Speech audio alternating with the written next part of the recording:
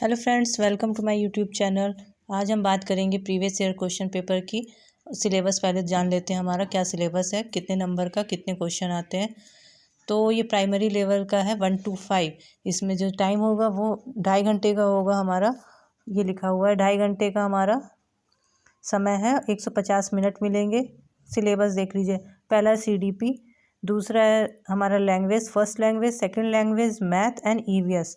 Total हमारे 150 question होंगे, जो कि CDP हमारा 30 क्वेश्चन का होगा और 30 मार्क्स का होगा। एंड सेकंड लैंग्वेज फर्स्ट हमारी 30 क्वेश्चन होंगे एंड लैंग्वेज सेकंड में हमारे 30 क्वेश्चन होंगे और मैथ में 30 क्वेश्चन होंगे एंड EVS में भी 30 क्वेश्चन होंगे हमारे। और हमारे ये जो है अंक भी हमारे 30 के होंगे और 150 का ओवरऑल हमारा रहने वाला है पेपर, जो कि 20 जनवरी का पेपर 20 जनवरी को नहीं, सॉरी 21 जनवरी को आपका एग्ज़ाम डेट आ गई है और फर्स्ट एंड सेकंड शिफ्ट में आपके पेपर कंप्लीट हो जाएंगे। तो बस आप देरी मत करिए, आप ज़्यादा से ज़्यादा प्रीवियस ईयर के क्वेश्चन पेपर सॉल्व करिए और आपको कहीं जाने की ज़रूरत नहीं है। मैं आपको डेली 1 या 2 प्रीवियस ईयर के क्वेश्चन पेपर सॉल्व करा दूँगी। और देखिए, ऑनलाइन और ऑफलाइन बीच बीच में क्वेश्चन हुए हैं। अब इस बार ऑफलाइन आपका पेपर है, तो टेंशन लेने की बात है नहीं, क्योंकि जो ऑनलाइन पेपर होता है उसमें थोड़ा सा प्रॉब्लम होती है समय को लेके।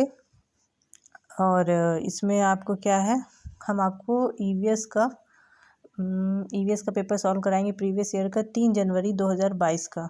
ठीक है, तो आप लोग सब लोग रेडी हो जाइए क्वेश्चन सॉल्व करने के लिए। और हाँ, एक बात बता देते हैं, जो भी आपके क्वेश्चन आते हैं वो हर बार क्वेश्चन रिपीट होता है। मोस्ट ऑफ क्वेश्चन आपके रिपीट होते हैं, इसलिए ज़्यादा इधर उधर पढ़ने से अच्छा है कि आप केवल प्रीवियस ईयर के क्वेश्चन पेपर सॉल्व करिए और उसी से पढ़ के जाइए और पेपर दे के आइए। कुछ नोट्स वोट्स इतना ध्यान देने की ज़रूरत है नहीं, बस प्रीवियस ईयर क्वेश्चन को अच्छे से पढ़ के जाइए और बार बार उनको देख के जाइए और 100+ मार्क्स आ जाएंगे अगर आप केवल प्रीवियस ईयर के क्वेश्चन पढ़ के जाते हैं। सारे क्वेश्चन मैं आपको सॉल्व करवा दूंगी। ये अब मैंने बता ही दिया है कि ये आपका 3 जनवरी 2022 का पेपर है। तो स्टार्ट करते हैं बिना देरी किए हुए। पहला क्वेश्चन है, निम्नलिखित में से कौन सा से जानवर का आगे का दांत उसकी पूरी जिंदगी बढ़ता रहता है। ऑप्शन है आपके पास बिल्ली, गिलहरी, सांप, बाघ। आंसर है इसका गिलहरी। गिलहरी देखा होगा दांत कुतरती रहती है आगे से, तो वो हमेशा बढ़ता भी रहता है और घिसता रहता है। तो देखते रहिएगा, इसका एक्सप्लेनेशन आपको यहाँ पे दिया हुआ है। हम टाइम बर्बाद नहीं करेंगे, आप देख लीजिएगा उसको। हम आगे बढ़ते हैं। ठीक है, दूसरा क्वेश्चन है हमारा, नीचे दिए हुए विकल्पों में मधुमक्खी की सर्वाधिक उपयुक्त विशेषता बताइए। ठीक है, ये फ्रेंड्स ये इतना रिपीट होता है, एक हाथी, एक मक्खी, एक झूमकेती। ये क्वेश्चन बार बार रिपीट होते हैं, इनको ज़रूर पढ़ के जाइएगा। तो मैं बता दी जाऊँगी कितने क्वेश्चन रिपीट हो चुके हैं ऑलरेडी, और ये भी रिपीट हुआ क्वेश्चन ही है, इसलिए बस प्रीवियस ईयर सॉल्व करिए, टेंशन फ्री होकर पेपर देने जाइए। क्वेश्चन आपको यही मिलेंगे। तो ऑप्शन है आपके, केवल रानी मक्खी ही अंडे देती है। दूसरा है, नर मक्खी की कार्यकर्ता के रूप में कोई विशेष भूमिका नहीं रहती है। तीसरा है, सभी मादा मक्खी अंडे देती हैं। चौथा है आपका, कार्यकर्ता मक्खी भोजन को खोजती है और उसे छत्ते में लेकर आती है। ऑप्शन दिए हुए हैं आपका ABCD, तो इसमें आपका सही आंसर है C, ABND, यानी कि ABND। केवल रानी मक्खी अंडे देगी। नर मक्खी की कार्यकर्ता के रूप में कोई विशेष भूमिका नहीं रहती है। कार्यकर्ता मक्खी भोजन को खोजती है और उसे छत्ते में लेकर आती है। केवल रानी मक्खी अंडे देगी। ध्यान रखिएगा, रानी मक्खी केवल अंडे देगी, नर मक्खी का कोई काम नहीं रहता है। अब जो कार्यकर्ता मक्खी होगी भोजन को खोजती है और उसे छत्ते में लेकर आती है। तो ये क्वेश्चन आपका कंप्लीट हुआ। तीसरा क्वेश्चन है आपका, वे व्यक्ति जो वनों में कम से कम 25 वर्षों से रह रहे हैं, उनका वन भूमि और उनमें होने वाली उपज पर अधिकार हो जाता है। यह एक्ट कहाँ से लिया गया है। ऑप्शन है आपका, वन एक्ट के अधिकार 2007, दूसरा है वन एक्ट 1927 से। तो इसका ऑप्शन है इसका पहला ही है इसका ऑप्शन सही। ये एक व्यक्ति जो वनों में कम से कम 25 वर्षों से रहे हैं उनका वन भूमि और उनमें होने वाली उपज पर अधिकार हो जाता है और एक्ट 1 के एक्ट का 2007 से लिया गया है। तो इसका सही ऑप्शन यही होगा 2007, वन एक्ट 2007 पहला आंसर सही रहेगा ये वाला। ठीक है, आगे बढ़ते हैं। ये देखिए झूम खेती, ये बार बार रिपीट होता है, ये हर पेपर में आपको हर शिफ्ट में रखा मिलेगा। झूम खेती क्या है? पहला है ऑर्गेनिक खेती है, दूसरा है एक मिनट काट और दग्ध खेती, तीसरा कीटनाशकों का सीमित उपयोग, चौथा है रासायनिक खाद को सीमित उपयोग। तो इसका सही ऑप्शन यही है झूम खेती, काट और दग्ध खेती, यानी कि स्लैश एंड बर्न जलाई जाती है इसको। एक फसल कटने के बाद जमीन को कुछ साल तक आराम करने देते हैं, उसमें खेती करते इस जगह जो बांस या जंगल उग जाते हैं उसे उखाड़ते नहीं है, गिरा कर जला देते हैं। राख जमीन में खाद का काम करती है। फसल पूर्णतः प्रकृति पर निर्भर होती है और उत्पादन बहुत हो पाता है। तो इसका सही ऑप्शन यही होगा बी नंबर। ठीक है, स्लैश एंड बर्न मतलब इसको उखाड़ते नहीं है, जला देते हैं, वहीं लगी रहती है और जला देते हैं। बाकी एक्सप्लेनेशन नीचे दिया है, आप पढ़ लीजिएगा। नेक्स्ट क्वेश्चन है सिंकोना पेड़ के किस भाग का उपयोग मलेरिया के उपचार के लिए किया जाता है? ऑप्शन है आपके पास जड़, छाल, पत्ते, बीज। इसका सही आंसर है बी, छाल। फिर है सांप के जहरीले दांतों को क्या कहा जाता है? कसक, विषदंत, कृंतक, सल्क। इसका ऑप्शन है विषदंत, ये वाला। ठीक है, 8वां क्वेश्चन है निम्नलिखित में से भारत में मिलने वाला कौन सा सांप जहरीला नहीं है? ऑप्शन है आपके पास दुबोइया, अफाई, भारतीय सेल अजगर, करैत। ऑप्शन इसका सही है तीसरा नंबर, भारतीय सेल अजगर या पाइथन भी इसको दोस्तों कहते हैं। सांप जहरीला नहीं है। हमारे देश में पाए जाने वाले सांपों में से केवल 4 तरह के ही सांप पाए जाते हैं। ये पढ़ के जाइएगा, ये क्वेश्चन जो दिए हुए हैं आंसर, बस इससे ज़्यादा कुछ मत पढ़िए, इन्हीं को पढ़िए, रिपीट होंगे क्वेश्चन। 9वां क्वेश्चन है आपका वर्मी कंपोस्टिंग एक विधि है, इसमें खाद बनाने में उपयोग होता है। फीताकृमि, जोंक, केचुआ, अंकुशकृमि। वर्मी कंपोस्टिंग नाम ही है, वर्म माने क्या होता है? कंपोस्टिंग यानी खाद बनाना, केचुए से खाद बनाना। इसका आंसर होगा हमारा सी नंबर, केचुआ। 10वां क्वेश्चन है पश्मीना ऊन किस जानवर से मिलती है? बकरी से मिलती है। ये हमारा बकरी पाई जाती है, एक विशेष प्रकार की नस्ल होती है, पहाड़ी एरिया में पाई जाती है, जिससे हमें पश्मीना ऊन मिलती है। तो नीचे एक्सप्लेनेशन दिया हुआ, आप लोग पढ़ लीजिएगा दोस्तों। फिर नेक्स्ट क्वेश्चन है अधूरे जले जीवाश्मी ईंधन से मिलती है? CO, CO2, SO2, NO। Option इसके दिए गए हैं, 4 ऑप्शन दिए गए हैं। इसका सही ऑप्शन है CO, carbon monoxide. Next question है हमारा 12वां पौधों में पानी देने के लिए प्रयुक्त तकनीक जिसमें संकीर्ण नालियों में से पानी सीधा पौधे के आधार पर दिया जाता है। ये भी रिपीट हुआ क्वेश्चन है, इसको भी पढ़ के जाइएगा। इसका आंसर है ड्रिप सिंचाई। ठीक है, फिर अगला क्वेश्चन है हमारा निम्नलिखित में से कौन सा पौधा कीटों को जाल में फांसता और खा जाता है? ये तो बार बार रिपीट हुआ क्वेश्चन है। घटपर्णी, पिचर प्लांट बोलते हैं इंग्लिश में, और घटपर्णी का पौधा, पिचर याद रखिएगा। मोस्टली क्वेश्चन रिपीट होता है। ठीक है दोस्तों, इसको पढ़ के जाइएगा, आप कुछ मत करिए, बता रहे हैं। इसी में देखिए अभी शुरुआत से अभी केवल हमने 13 क्वेश्चन सॉल्व किए हैं, 4 से 5 क्वेश्चन रिपीट हुए हैं। आप केवल प्रीवियस से सॉल्व करिए बस। फिर है 14 वर्षा के पानी को भविष्य में उपयोग करने के लिए संचित करना क्या कहलाता है? वर्षा के पानी को इकट्ठा करना, वर्षा के पानी को पंप करना, वर्षा का उत्खनन करना, वर्षा के पानी का संचयन। आंसर इसका डी नंबर, वर्षा के पानी का संचयन। ठीक है दोस्तों, पढ़ के जाइए क्वेश्चन सारे। 14 क्वेश्चन हो गए। 15 क्वेश्चन निम्नलिखित में से कौन से रोग मच्छरों से फैलते हैं? मच्छरों से कौन से फैलते हैं ये तो बच्चा बता देगा। मलेरिया फैलता है अपना, डेंगू फैलता है, चिकनगुनिया फैलता है, निमोनिया बस नहीं फैलता। निमोनिया श्वास संबंधी गले, निमोनिया फेफड़ों से संबंधित होता है। ठीक है, तो आप इसको पढ़ के जाइएगा। इसका सही आंसर है हमारा, एक सेकेंड दोस्तों, ये क्या आ गया? हाँ, तो इसका सही ऑप्शन है हमारा C, A, C and D। A malaria, C dengue. मादा एनाफिलीज मच्छर से मलेरिया फैलता है और डेंगू फैलता है हमारा एडीज एजिप्टाइल से। चिकनगुनिया फैलता है हमारा एडीज से भी चिकनगुनिया भी फैलता है। तो इसको पढ़ के जाइएगा, ठीक है। ये भी इजी क्वेश्चन है, कोई टफ नहीं है, ये भी रिपीट हुआ क्वेश्चन है। 16वां क्वेश्चन है हमारा, विद्यार्थी केंद्रित कक्षाएं विद्यार्थियों के सीखने के लिए सहायक वातावरण सुनिश्चित करती है। निम्न में से कौन सा इसी बात को प्रस्तावित करता है? ऑप्शन दिए हुए हमारे, ए शिक्षक निर्देश देता है तथा विद्यार्थियों से अपेक्षा करता है कि वे उनका पालन करें व अनुशासित रहें। बी नंबर, शिक्षक पाठ पुस्तक पढ़ता है, श्यामपट्ट पर प्रश्न एवं उत्तर लिखता है और विद्यार्थियों से उन्हें लिखने को कहता है।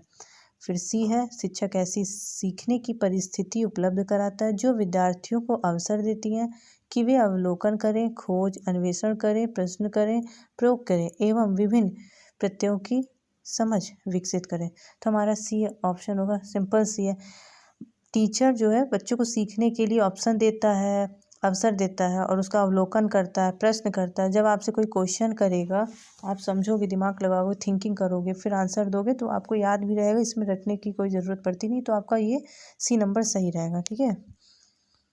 सी 16 क्वेश्चन हो गया। 17 क्वेश्चन हमारा, कक्षा 5 के अध्याय दीवार के उस पार में एक शिक्षक आरिफ अपने छात्रों से जो खेल वो खेलते हैं उनके अनुभव साझा करने को कहते हैं। निम्न में से कौन सा उसके प्रयास को सबसे ज़्यादा स्पष्ट करेगा? सी नंबर क्या कहता है हमारा, कुछ मुद्दों की समझ का विकास, जैसे कि लड़के व लड़कियों के लिए एक जैसे खेल, सभी के लिए समान अवसर तथा टीम भावना। बच्चों आज थोड़ा टाइम कम है इसलिए आप इसको एक्सप्लेन खुद से करिएगा, समझिएगा। नीचे एक्सप्लेनेशन दिया गया है, फिर मैं आपको बाद में समझा दूंगी। नेक्स्ट क्वेश्चन है 18, निम्न में से कौन सी विधि प्राथमिक कक्षाओं में ईवीएस की समझ के लिए सबसे उपयुक्त है? प्राथमिक कक्षा यानी प्राइमरी में सबसे अच्छी कौन सी टेक्निक है जो बच्चों को समझ में आ जाए? आपको क्या लगता है क्या सबसे इजी होता है? ऑप्शन दिए गए हैं, व्याख्यान विधि, chalk and talk method, inquiry based teaching and jug and mug approach. इसका ऑप्शन है सी। इसका ऑप्शन है हमारा सी, जांच आधारित शिक्षण प्राथमिक कक्षाओं में ईवीएस की समझ के लिए सबसे उपयुक्त है। आगे बढ़ेंगे। 19वां क्वेश्चन है, ईवीएस के शिक्षण में क्षेत्रीय भ्रमण महत्वपूर्ण है। निम्न में से कौन सा विकल्प इस प्रकार के भ्रमण के लिए सही है? पूर्व योजना यानी कि पहले से प्लानिंग करना तथा प्रतिपुष्टि क्रिया के कलाप के साथ स्कूल के नज़दीकी किसी स्थान पर जाना, किसी दूर दराज व परिचित स्थान पर जाना, किसी नज़दीकी स्थान पर जाना, किसी अपनी पसंदीदा जगह पर जाना। तो इसका सही ऑप्शन है A, going to near the school with pre planning and follow up activity. पूर्व योजना तथा प्रतिपुष्टि क्रिया कलाप के साथ स्कूल के नज़दीक किसी स्थान पर जाना, ठीक है। अब हम आगे बढ़ेंगे। इसका पहला आंसर सही है।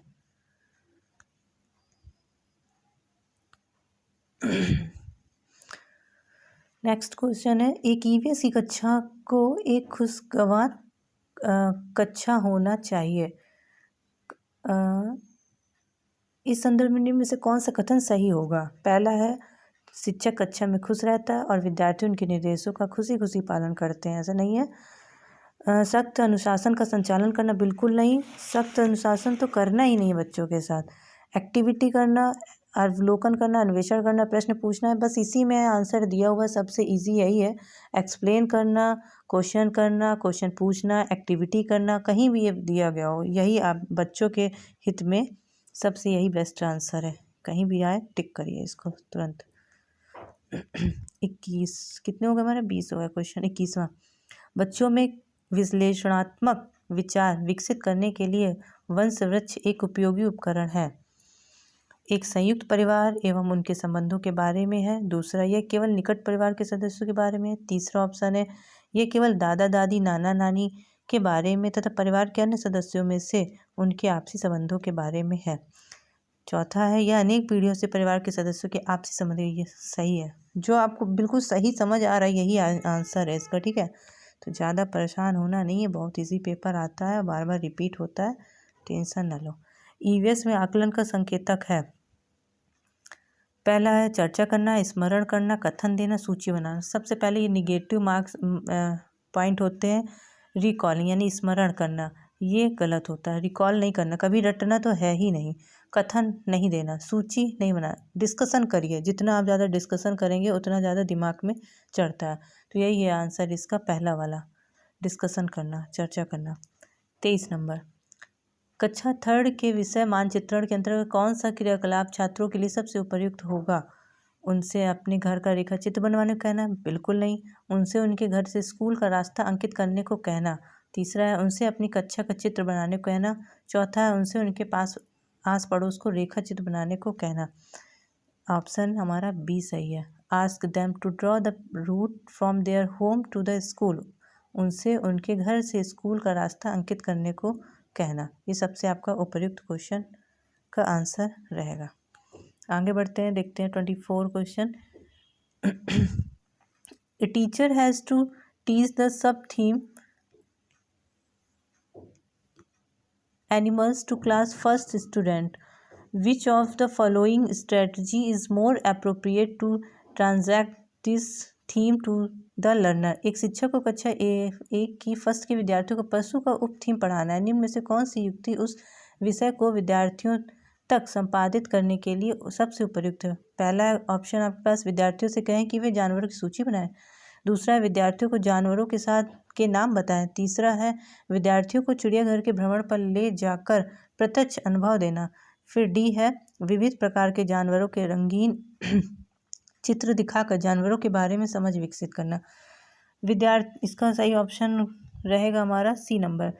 विद्यार्थियों को, बच्चों को इस चिड़ियाघर के भ्रमण पर ले जाकर प्रत्यक्ष अनुभव कराना। कोई भी चीज़ जब वो सामने से देखेंगे उस चीज़ की बात ही अलग है। तो to take students on a trip to the zoo to give them concrete experience. Okay, तो थर्ड आंसर इसका सही होगा।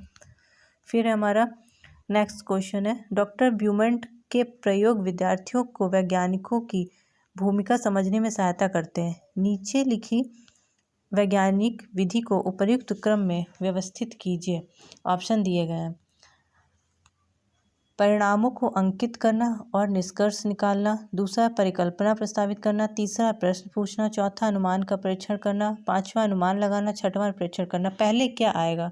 उन्हें बताया है डॉक्टर ब्यूमॉन्ट के प्रयोग विद्यार्थियों को वैज्ञानिकों की समझने में कैसे सहायता करते हैं, उसको सीक्वेंस में लगाना है इनको। ठीक है, तो देखिए समझिए पहला क्या है। सही ऑप्शन रहेगा इसका 1 2 3 4 5 6 रहेगा। इसको लगाना है हमको क्रम से। तो पहला आएगा हमारा, पहले आप ऑब्ज़र्व करिए किसी चीज़ को, आपने पहले ऑब्ज़र्व करिए किसी चीज़ को, उसके बाद पहला आपका ऑब्ज़र्वेशन हो गया। फिर है आस्क का क्वेश्चन। जब आप ऑब्ज़र्व करेंगे तो पूछते हैं लोग कि क्वेश्चन करेंगे, ये क्या है, ये कैसे हुआ, अगर हाँ ऐसा है तो अच्छा ये कैसे होगा। तो ये हो गया हमारा क्वेश्चन का, पहले ऑब्ज़र्व करना फिर क्वेश्चन करना। तो ये हो गया हमारा क्वेश्चन करना। फिर हो गया उसका परिकल्पना प्रस्तावित करना। ठीक है, प्रपोज अ हाइपोथेसिस। फिर पांचवा है हमारा अनुमान लगाना, मेक अ प्रेडिक्शंस। फिर है चौथा नंबर अनुमान का परीक्षण करना। फिर पहला है इसका परिणामों को, इस तरह इसका आंसर डी सही होगा। तो आप लोग देख लीजिएगा, समझ लीजिएगा। ओके, फिर नेक्स्ट है 26, विद्यार्थियों को जैव विविधता का अनुभव देने के लिए कौन सी युक्ति ठीक है? पक्षियों की प्रजाति संबंधित पुस्तकें व लेख पढ़ने के लिए देना। दूसरा है प्रवासी पक्षियों के बारे में विभिन्न लघु चलचित्र दिखाना। तीसरा है पक्षी अभ्यारण्य में अवलोकन के लिए ले जाना। चौथा है विलुप्त पक्षियों पर विभिन्न वार्ता व भाषण देना। तो इसका सही आंसर है हमारा आंसर सी, पक्षी अभ्यारण्य में अवलोकन के लिए ले जाना, ऑब्जर्व करने के लिए बच्चों को भ्रमण के लिए ले जाना, ये दिया गया। ऑब्जर्विंग जो है ये हमारा पॉजिटिव ट्रेड है, पॉजिटिव टैग वर्ड। ऑब्जर्व करना और अवलोकन करना, ठीक है, एक्टिविटी करना, ये हमारे पॉजिटिव टैग वर्ड है। मैं एक वीडियो बना दूंगी, आप उसको देख लीजिएगा, पढ़ी भी है पुरानी वीडियो पॉजिटिव और निगेटिव टैग वर्ड की, उससे बहुत ही आपको मदद मिल जाएगी। आधे क्वेश्चन तो ऐसे ही सॉल्व हो जाएंगे आपके। नेक्स्ट क्वेश्चन है 27। आदित्य एक होनहार विद्यार्थी है। उसे लगता है कि उसकी कक्षा के शिक्षक उसकी जिज्ञासा की पूर्ति के लिए कार्य करें। उसके शिक्षक को किस प्रकार हस्तक्षेप करने की आवश्यकता है? ठीक है, पहला है उसे अतिरिक्त समय देना, दूसरा है उसे अधिक स्नेह देना, तीसरा है उसे कक्षा के नेतृत्व के लिए अतिरिक्त दायित्व देना, चौथा है उसके लिए कुछ विशिष्ट शिक्षण सामग्री का प्रयोग करना। तो इसका सही आंसर है हमारा ऑप्शन डी, उसके लिए कुछ विशिष्ट शिक्षण सामग्री का प्रयोग करना। ठीक है, 27 क्वेश्चन सॉल्व हो गए हैं। 28 है हमारा, इनमें से क्या पर्यावरण अध्ययन का भाग है? इसमें से क्या हमारा पर्यावरण अध्ययन का भाग है? पहला है विज्ञान, सामुदायिक विज्ञान और पर्यावरण शिक्षा संबंधी मुद्दे और सरोकार, दूसरा पर्यावरण शिक्षा की अवधारणा है, तीसरा है सामाजिक विज्ञान के मुद्दे और सरोकार, चौथा है सामाजिक असमानता से संबंधित मुद्दे और सरोकार। इसका सही ऑप्शन होगा फर्स्ट, विज्ञान, सामाजिक विज्ञान और पर्यावरण शिक्षा संबंधित मुद्दे और सरोकार। नेक्स्ट क्वेश्चन है हमारा 29। धीमी गति से सीखने वाले विद्यार्थियों के लिए पर्यावरण अध्ययन में सीखने सिखाने के लिए नाटक एक उत्तम विधा मानी है। कौन सा या से कारण नाटक चुनने के लिए सबसे उचित है? आपके ऑप्शन दिए गए नीचे। पारंपरिक नाटकीय विधाएं बालक के लिए विषय वस्तु से उसे जोड़ने में सरल है। बी नंबर, सी, इसको आपको देखना पड़ेगा, तो आप देख लीजिएगा। इसका सही ऑप्शन है ए एंड बी। ठीक है, ए एंड बी। क्या कहता है ए में? पारंपरिक नाटकीय विधाएं बालक के लिए विषय वस्तु से उसे जोड़ने में सरल है। दूसरा है पारस्परिक क्रिया के नाटक उसकी स्मृति में अधिक समय तक रहते हैं। तो आपका सही ऑप्शन है ए। ठीक है, अब आता है हमारा लास्ट क्वेश्चन है हमारा, पर्यावरण अध्ययन की पाठ्य पुस्तक विद्यार्थियों को सहायता करती है किस चीज़ के लिए? पर्यावरण अध्ययन विषय के मुद्दों और सरोकार को याद करने में, याद करना तो निगेटिव है, पर्यावरण अध्ययन विषय के मुद्दों और सरोकार की व्याख्या करने में, फिर तीसरा है सभी संसाधनों के द्वारा ज्ञान की रचना करने में, पर्यावरण अध्ययन विषय के मुद्दे और सरोकार के प्रति प्रतिक्रिया देने में। इसका सही ऑप्शन है हमारा सी, सभी संसाधनों के द्वारा ज्ञान की रचना करने में। इस तरह दोस्तों हमारे 30 क्वेश्चन कंप्लीट होते हैं। इसमें से 10 से 15 क्वेश्चन बार बार रिपीट हुए और हर बार रिपीट होते हैं, इसलिए आपको ज़्यादा टेंशन नहीं लेना। केवल प्रीवियस ईयर के क्वेश्चन पेपर आप सॉल्व कर लीजिएगा, इसी से आपका पूरा पेपर आ जाएगा, फंस जाएगा। 110 क्वेश्चन से ज़्यादा इवन प्लस ही होगा आपका, इससे नीचे नहीं होगा, इसलिए आप बिना टेंशन लिए आप केवल प्रीवियस ईयर सॉल्व करिए और अपना पेपर देख के आइए। किसी भी प्रकार के नोट्स परचेज़ करने की ज़रूरत नहीं है, मैं आपको PDF अपने टेलीग्राम से डाल दूँगी, वहाँ से आप चेक कर लीजिएगा। Okay, thank you so much, bye, मिलते हैं नेक्स्ट वीडियो में।